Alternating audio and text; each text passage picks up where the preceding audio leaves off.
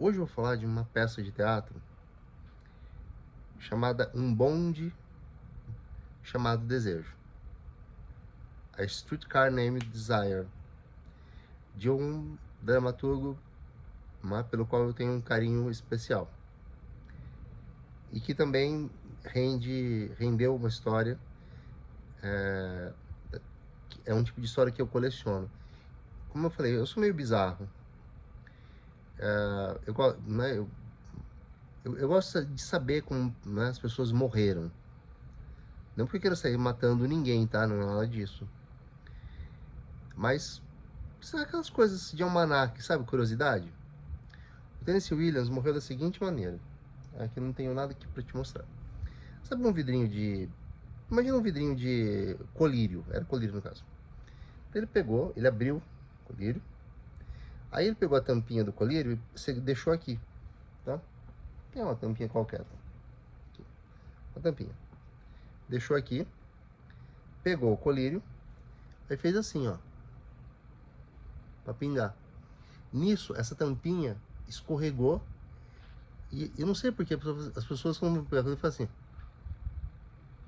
Tava de boca aberta. A tampinha caiu, escorregou na goela dele. Ele ficou sufocado com a tampinha e morreu. Dá pra acreditar nisso?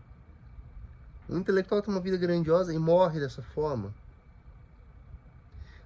Pior foi Sófocles, que escreveu Édipo Rei, que já idoso, careca, estava ensaiando com os atores, né? Aquele teatro de arena que fica ao ar livre.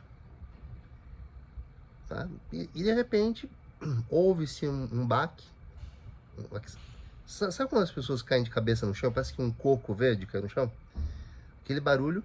E a cabeça dele desapareceu. Explodiu. Uma águia pegou uma tartaruga. Né? Não sei se de terra. Não. A história remonta a mais de 2000 anos. E as águias, para comerem a tartaruga, elas pegam, né, voam alto e soltam a tartaruga sobre pedras. Pois essa águia, provavelmente, vendo a calva, né, do Sófocles, jogou a tartaruga achando que era uma pedra. Aí você imagina uma tartaruga que deve pesar aqui uns 5, 10 quilos, que águias conseguem erguer pesos significativos. Caiu de uma altura imensa. Né? Então dá até para calcular, use os conhecimentos de física. Quantos Newton bateram na cabeça do Sófocles? Mas eu não estou aqui para falar de morte, embora tenha a ver com morte. É uma história poderosa. Né? É a história de uma mulher chamada Blanche de Bois. E há muitas interpretações sobre isso. Né? Blanche é branco. Então o nome Blanche está associado à pureza. As pessoas dão nome aos seus filhos por alguma razão, não é? Ou às vezes é acidental. Tá? Mas todo nome tem significado. Tiago, por exemplo, vem de Santiago, que um dia foi Santo Iago, aí juntou. Iago, por sua vez, vem de Jacó, e Jacó vem de Iacov, que no Velho Testamento aparece como o nome que Deus suspirou a Isaac para dar ao segundo filho. Eram gêmeos. O primeiro que saiu no parto, ele ficou com tudo. Ele seria o herdeiro de tudo que o pai deixasse. Era a lei na época, naquela região onde Jesus viveu. O segundo, né, que nome dá? Esse aí chamava Esaú. Yaakov significava o trapaceiro. Mas não é bem assim, trapaceiro de passar a perna nos outros. É o espeto, é aquele que se vira nos 30.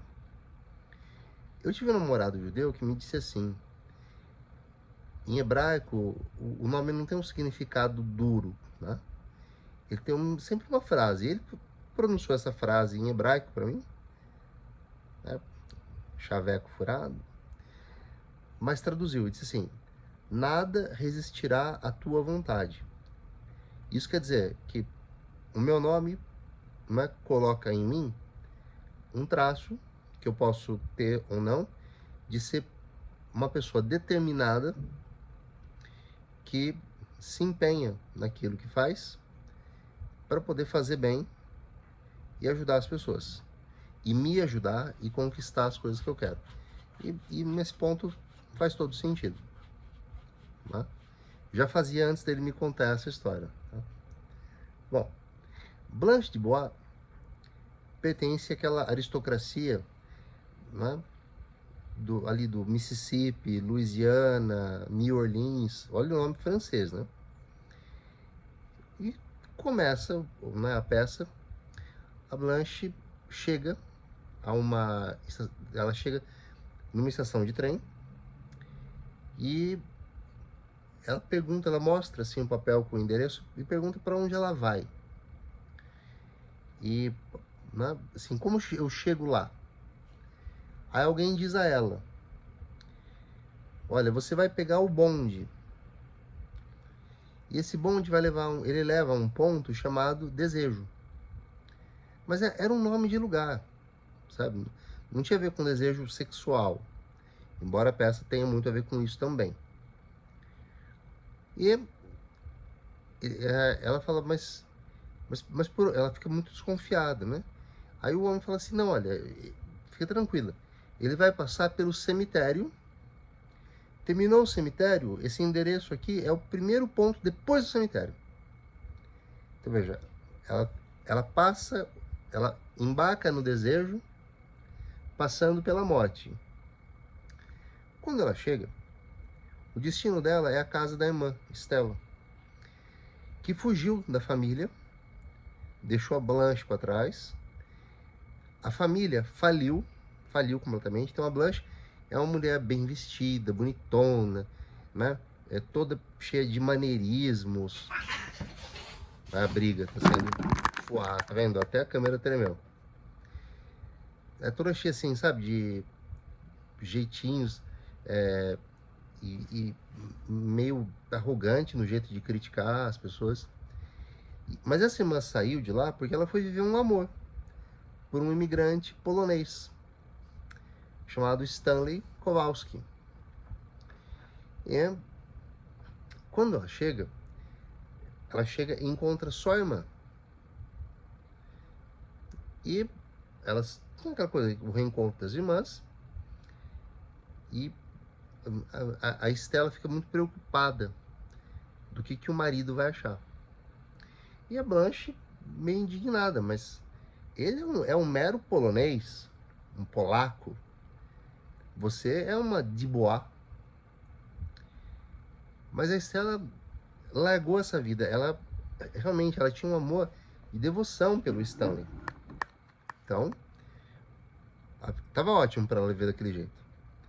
E esse lugar, né, esse bairro, né, o Desejo, é um lugar assim, ele beira um bairro muito pobre, fronteiriço com o que a gente chamaria de um cortiço, mas não um cortiço, assim, um cortiço geral. Então a Blanche se instala no lugar, aí ela conhece o Stanley. O Stanley é uma mulher bonita, né? Mas ele é muito durão, muito casca grossa, truculento, violento também. E parece que entre ele e Blanche se desenvolve uma relação de ódio. Mas não é ódio, é desejo. Né? O que Stella achava que era amor, sendo, né, da parte dela, deixar de ser aquela mulher fina que ela também foi um dia, porque foram criadas juntas. Né? Era o certo? Né? Provavelmente não, porque o Stanley, ele tem um encantamento que faz com que ele tenha raiva de si mesmo, um encantamento pela Blanche. Porque a Blanche também não é flor que se cheire, não. Ela o peita. Mas ele mexe com a vaidade dela. Porque a Blanche é a irmã mais velha, ela já é quase quarentona. E ele diz a ela, olha, a sua realidade não é mais a realidade que vocês tinham quando eu conhecia a Estela. Porque quando ele conheceu a Estela, e a Estela fugiu por causa dele, a família de Bois tinha fazendas, tinha posses. Quando a Blanche aparece e diz, olha, não tem nada mais, o Stanley fica possesso da vida. Fala, como não? E ela tem muitos papéis na mão. E ele não entende, ele acha que está sendo passado para trás. E isso que alimenta o ódio. Porque veja, ele foi desprezado pela família de Bois no passado. E agora, a irmã arrogante da esposa dele está ali pedindo um teto para não dormir na rua? É lógico que vai dar muita treta nisso. Que começa com violência verbal, mas aí isso vai virando uma tensão sexual. A referência de Bois é especulativa. Em Paris, a peça se passa nos Estados Unidos. Em Paris, existe um lugar chamado Bois de Boulogne, que é um bois, em francês é bosque. E é a parte em que ocorre a prostituição em Paris. Né? Então, Blanche, que significa imaculada, é quase irônico, porque a razão por ela ter saído lá de onde ela vivia não foi só a perda das propriedades, do dinheiro, foi por ela ter se envolvido com um rapaz muito mais jovem. Então ela foge do escândalo. E o Stanley descobre esse escândalo. Mas antes dele descobrir o escândalo, ele tenta agitar, como fala os jovens, agitar um amigo para ela, o Mitch. E ela não quer o Mitch, porque o Mitch é um pobretão. É um sujeito que além de não ser, além de não ter dinheiro, ele não é bonito e ele não é o Stanley. Porque o Stanley tem algo que a encanta. Além de lerem um livro, se puderem, vejam um filme que é com Marlon Brando, que é sério, né? Foi um homem muito bonito. E na sua historicidade ele ainda é, apesar de já ter morrido. E tem uma cena que me marca muito, que é daquelas cenas que a gente gosta, mesmo não sendo um momento importante do livro. O Mitch vai buscar a Blanche porque eles combinaram de sair. E ela tá dormindo num lugarzinho, né? Que ela isolou com um lençol, assim. E ela colocou na lâmpada, uma lâmpada, sabe esses lugares precários? Que a lâmpada é um fio que sai né, do teto. E ela colocou uma espécie de... Não sei se vocês já viram. É um negócio de papel, como se fosse um balãozinho chinês, que deixa a luz mais, assim, menos intensa. E ele entra ali naquele lugar e fala, deixa eu te ver. Você está sempre na escuridão. Né? E ele então tira aquele papel. E quando a luz bate nela, ela meio que sabe, não, não, não, não, não. Né? E ele diz a ela assim, mas você é o que é, seja realista. E ela tem uma reação explosiva. Eu odeio o realismo. Não o literário, o realismo de encarar as coisas com realidade. Dali para frente, há uma degradação mental. Ela vai enlouquecendo. Né? Por tudo sair do controle, pelo Stanley ter investigado e ter, né, e descobrir que ela teve esse escândalo moral na trajetória dela, e ele a expõe. E quando isso acontece, ele está tentando salvar o casamento dele, porque ele deu um beijo na Blanche. Louca, ninguém acreditaria nela. Sabe uma história em que você não, como leitor, você não consegue definir bem as valências de herói e vilão? Quem tá certo, quem tá errado? Porque nós somos seres patinando no que hora é certo, hora é errado, e a gente decide manter o certo, ou o certo não nos interessa, a gente quer mesmo errar. Essa peça tem esse poder. Me alonguei demais, porém, acho que vai valer a pena. Uma boa jornada para vocês nessa leitura.